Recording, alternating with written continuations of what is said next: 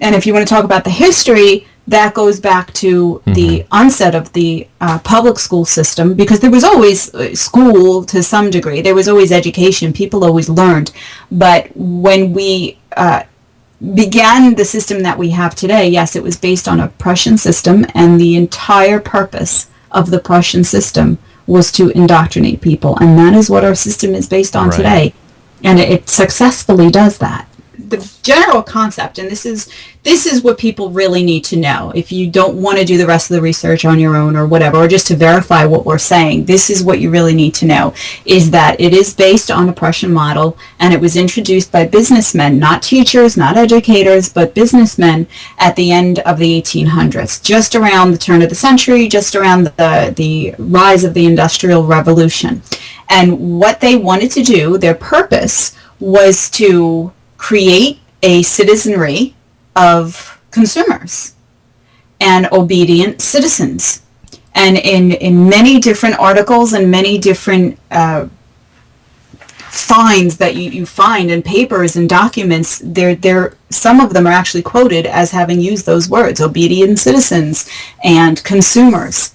And they wanted to train the large majority of the population to be factory workers, so that they can fill their new industry with menial workers. Because anybody that had that possessed any great deal of intelligence and went on to university to become doctors and lawyers, and they weren't looking for, with the Industrial Revolution, they weren't looking for another Renaissance. They were looking to suppress intelligence so that people would be okay with menial factory jobs. And they needed a lot of people to fill those positions because factories were booming. They were exploding because the Industrial Revolution was exploding. And it also would reduce the amount of competition that they had, which inadvertently would allow for monopolization.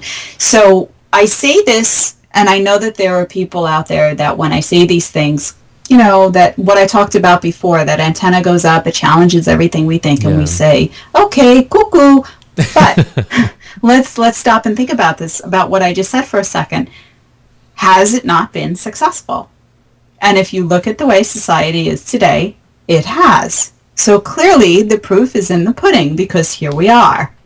So there really isn't any, it's not far reaching. It's really a very simple concept to wrap your brain around. And at the time, that's what they wanted. That's exactly what they wanted. And it's really very simple. It's not otherworldly. They were businessmen.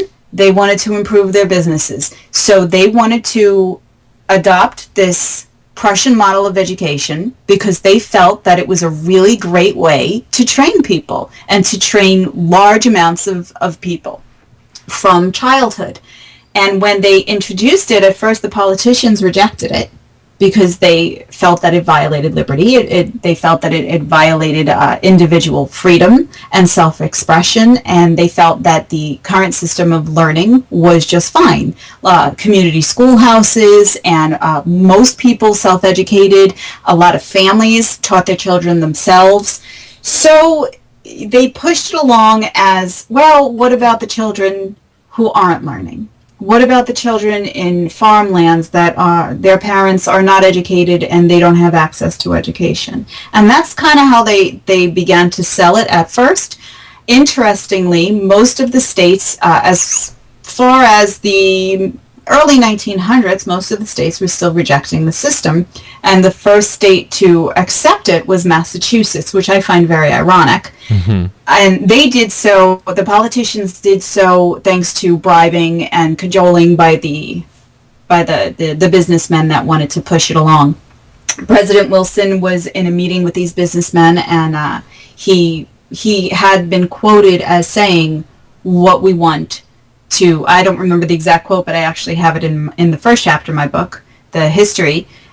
And he basically explained what I had explained before, that we want a vast majority of the population to be trained for these tasks, and we want a smaller amount of the population to have liberal education. And by liberal, before the word was hijacked, I don't mean leftist and democratic. What I mean is it actually refers to classical education, which is critical thinking and logic. Exactly. So they wanted to reduce the amount of people that had any kind of experience with critical thinking and logic. And now today in the school system, critical thinking and logic are not part of the agenda. They're not really part of what is being taught. It's really about the process and not about the person. Because like you said, that was the perfect example of what was in the history textbook. Now, regardless of how we personally feel about Bush's role in 9/11 or what we have come to believe about the events surrounding 9/11, that should not be posed in a book in an opinionated way. Exactly. It should be the facts. Children should be taught, this is what happened. These are the different versions of what happened. Now it's up to you to make up your mind. But that's not what is encouraged in school. They are not encouraged to make up their own mind. They are encouraged to memorize the dates and facts that are given to them and then regurgitate them onto a piece of paper and then move along.